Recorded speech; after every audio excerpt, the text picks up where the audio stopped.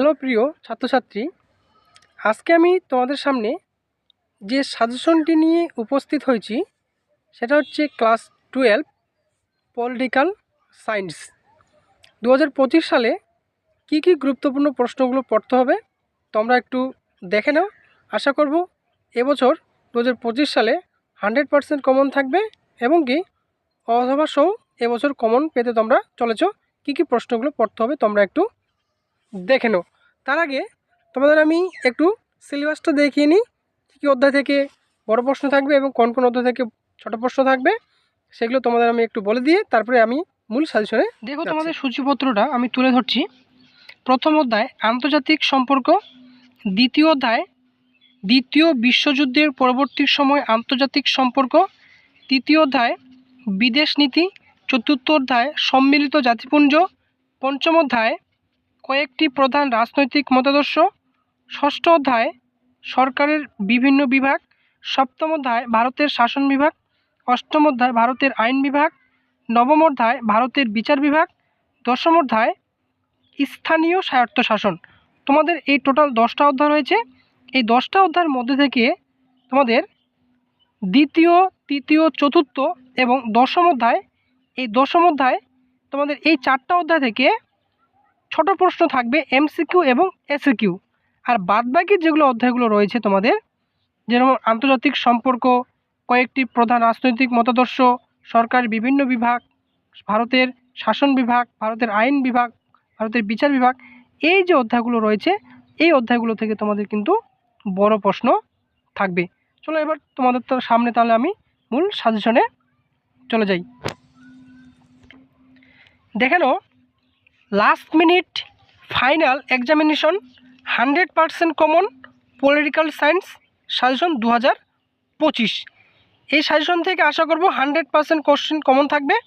যে প্রশ্নগুলো আমি তোমাদের সামনে দেখাবো এই প্রশ্নগুলি তোমরা ভালো করে রেডি করে যাবে এবং এখান থেকে তোমরা কিন্তু এবছর 100% কমন পেতে চলেছ, এটাই আশা করব। কারণ গত কয়েক বছর ধরে আমি রাষ্ট্রবিজ্ঞান পড়িয়ে আসতেছি। আমার প্রাইভেট ছাত্রছাত্রীদের যে আমি সাজেশন দিয়ে থাকি তোমাদেরও সেম সাজেশন আমি দিচ্ছি। আশা করব এর মধ্যে থেকে তোমরা 100% কমন পাবে, এর বাইরে একটা প্রশ্নও থাকবে না। কারণ অভিজ্ঞতা কখনো কিন্তু বিফলে যায় না। সে তোমরা দেখে নাও, প্রথম নাম্বার দাগ তোমাদের টোটাল 6টা অধ্যায় থেকে পড়তে হবে। তোমরা দেখে নাও 6টা অধ্যায় থেকে তোমাদের কী কোশ্চেনগুলো। প্রথম কোশ্চেন যে প্রথম দাগ নম্বর তোমাদের কোশ্চেনে যায় থাকবে যে প্রশ্নপত্রটা, সেটা হচ্ছে ক্ষমতা বলতে কি বোঝায়, ক্ষমতার মূল উপাদানগুলি আলোচনা করো। আসবে 2025, 100% চলে এসেছে, কোশ্চেন ছাপানোর হয়ে গেছে এই প্রশ্নটা।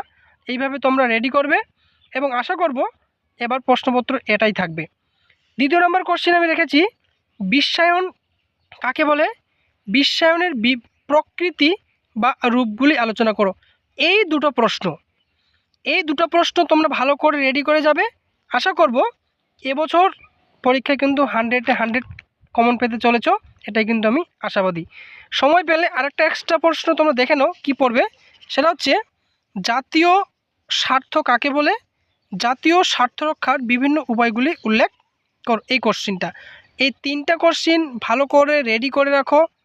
তার মধ্যে তোমরা এই দুটো প্রশ্নকে ভালো করে গুরুত্ব দিয়ে পড়ে যাও। আশা করব এই দুটি প্রশ্নের মধ্যে একটা প্রশ্ন 100% থাকবে এবং কি এবছর এই দুটি প্রশ্ন কিন্তু অথবা দিয়ে থাকতে পারে, যে কোনো একটা প্রশ্ন করতে হবে। ঠিক আছে, তারপরে অধ্যায় তোমরা দেখো দ্বিতীয় নাম্বার দাগে কি থাকবে। এখান থেকে কোশ্চিন দেখে নাও,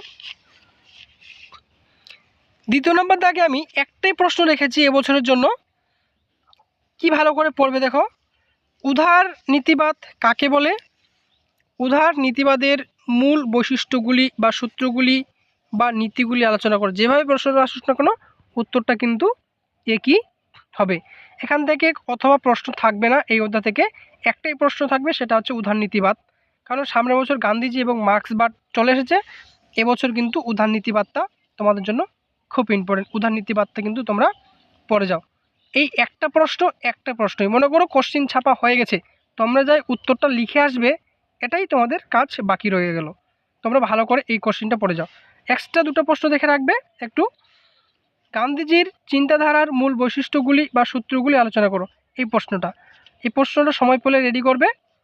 আরেকটা প্রশ্ন দেখে রাখবে, মার্ক্সবাদের মূল সূত্রগুলি আলোচনা করো। এই যে তিনটা প্রশ্নের মধ্যে থেকে প্রথম যে কোশ্চিনটা উদারনীতিবাদ, এবছর 100% কমন আসবেই আশা করি, কারণ কয়েক বছর ধরে কিন্তু আমি পড়িয়ে আসছি, আমার এই সাজেশন থেকে 100% কমন থাকে। আশা করব অভিজ্ঞতা কখনো বিফলে যাবে না। তোমরা দেখে নেবে প্রশ্ন তো এই উদারনীতিবাদই এবার থাকবে। তারপরে অধ্যায়ে তোমরা দেখো 3 নম্বর দাগে যে প্রশ্নগুলো আমি রেখেছি সেটা হচ্ছে ক্ষমতা স্বতন্ত্রীকরণ নীতি কাকে বলে, ক্ষমতা স্বতন্ত্রীকরণ নীতির পক্ষে ও বিপক্ষে যুক্তি দাও। এই যে প্রশ্নটা, তার সঙ্গে আরেকটা প্রশ্ন রেখেছি, দ্বিকক্ষ বিশিষ্ট আইনসভার পক্ষে ও বিপক্ষে যুক্তি দাও। আশা করব এই দুটো প্রশ্নের মধ্যে একটা প্রশ্ন অবশ্যই আসবে, কারণ বন্ধুরা দেখো তোমাদের ষষ্ঠ অধ্যায় এবং নবম অধ্যায় মধ্যে থেকে কোশ্চিন হয়। যদি ষষ্ঠ অধ্যায় থেকে কোশ্চিন আসে তাহলে কিন্তু নবম অধ্যায় থেকে কোশ্চিন হয় না, আর যদি নবম অধ্যায় থেকে আসে তাহলে কিন্তু ষষ্ঠ অধ্যায় থেকে কোশ্চিন আসে না। তবে গত 2 বছর ধরে ষষ্ঠ অধ্যায় থেকে কোনো রকম বড় প্রশ্ন হয়নি কাউন্সিল থেকে। এবার কিন্তু ষষ্ঠ অধ্যায়টা আমার মতে খুব ইম্পর্টেন্ট একটা অধ্যায়। যদি ষষ্ঠ থেকে প্রশ্ন হয় তাহলে এই দুটো প্রশ্নের মধ্যেই থাকবে, এর বাইরে থাকবে না, এটাই আমি আশা করি। চান্স এই অধ্যায় থেকে সব থেকে বেশি, তার মধ্যে এই দুটো প্রশ্ন রেডি করে রাখবে। এক্সট্রা একটা প্রশ্ন দেখে রাখো, দ্বিকক্ষ বিশিষ্ট আইনসভার পক্ষে ও বিপক্ষে যুক্তি দাও, একটা সময় পেলে রেডি করে যাবে। তারপরে দেখো কোশ্চিন 4 নম্বর দাগে কি থাকবে তোমাদের প্রশ্নপত্রে গিয়ে, ভারতের পার্লামেন্টের ক্ষমতা ও কার্যাবলী আলোচনা করো। পার্লামেন্ট, এবছর পার্লামেন্ট কিন্তু খুব গুরুত্বপূর্ণ, পার্লামেন্ট কিন্তু আসতে চলেছে এবং আসবেই, লেখা যায় আসবেই পার্লামেন্ট। তোমরা এই প্রশ্ন রেডি করে যাও। তার সঙ্গে আরেকটা প্রশ্ন দেখে যাবে, ভারতের পার্লামেন্টের আইন পাশের পদ্ধতি ব্যাখ্যা করো। এই আইন পাশের পদ্ধতিটা তোমরা ভালো করে দেখে যাবে। এই দুটো প্রশ্ন, তবে সবথেকে মোস্ট ইম্পর্টেন্ট কিন্তু